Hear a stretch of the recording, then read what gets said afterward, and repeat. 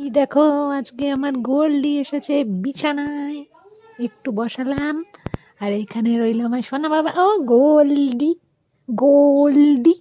আর এখানে আমার বাবি ঘুমোচ্ছে। হ্যাঁ, বাবিকে ঢাকা দিয়ে রেখেছি।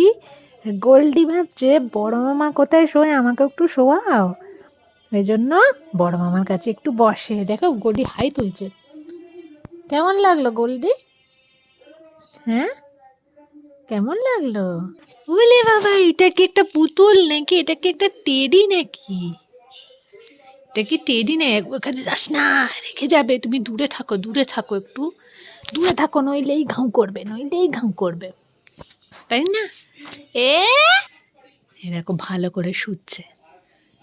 আমি জাস্ট এলাম পোড়ামাটির হাট থেকে। পোড়ামাটির হাটে ভীষণ ঠান্ডা। এই দেখো, চলো ও একটুক্ষণ থাকুক, তারপরে আবার ওকে জায়গায় করে দেবো।